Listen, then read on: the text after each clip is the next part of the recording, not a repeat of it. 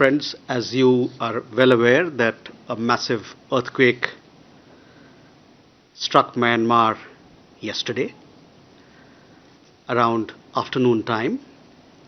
We all are aware the kind of destruction that it has left. Massive loss of life and property has been reported. Soon after the tragedy struck Myanmar, our Prime Minister conveyed his concerns and expressed that India was ready to provide all support, all possible support to Myanmar, to the people of Myanmar and the government of Myanmar in this hour of crisis.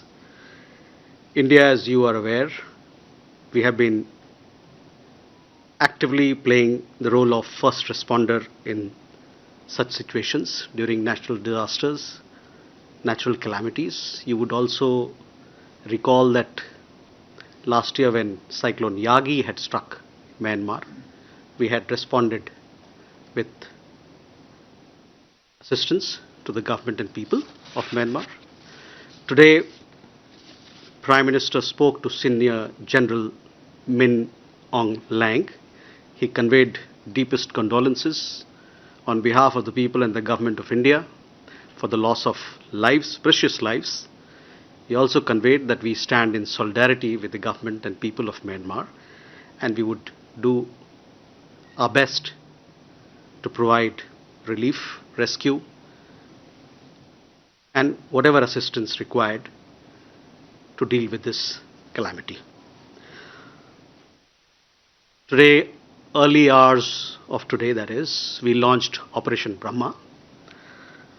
Brahma, as you know, is a god of creation. At a time when we are extending a helping hand to the government of Myanmar, to the people of Myanmar, to rebuild their country in the wake of the devastation, this particular name of the operation has a special resonance, a special meaning.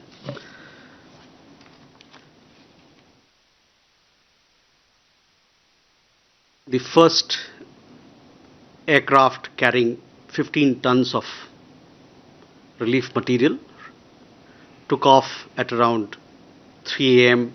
this morning from Hindon Air Force Base. It reached Yangon at around 8 a.m. India time.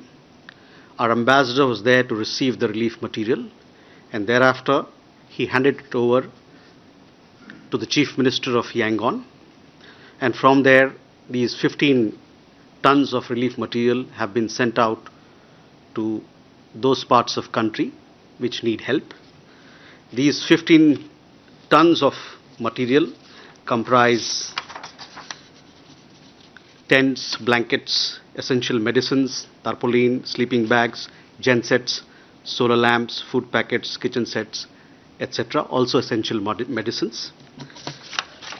Thereafter, 2 aircraft with search and rescue personnel and equipment along with canines have left. One of them have left, I understand, and the other one is in the process of leaving for Naypyidaw. I will subsequently request our colleague to give you a little more details of what these 2 aircraft, what essential commodities they are taking for the people of Myanmar. But in short, there are 80 NDRF search and rescue team personnel specialists, along with equipment, relief material, and a canine squad is also part of this team. Obviously, there are gen sets, hygiene kits, food packets, essential medicines, kitchen sets, which form part of this second tranche of relief material that is being sent to Naypyidaw. They are expected to reach Naypyidaw later this evening, and thereafter they'll be taken from there with the help of the local government. They'll be taken to Mandalay, that area which has seen the maximum devastation.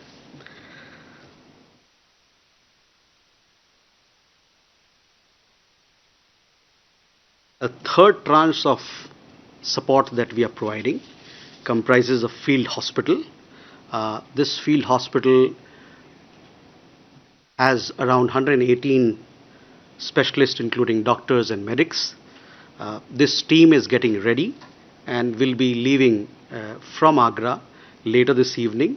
Will be landing in Napitao, and from Napitao they will also be taken to Mandalay area in coordination with the support of the government of Myanmar. Our ambassador is presently in Napitao, and our team from the embassy in Yangon is in Napitao to coordinate all that is required for forward movement of our personnel who are traveling from India. I also want to let you know that 4 naval ships with HADR assistance will come back to you, 118.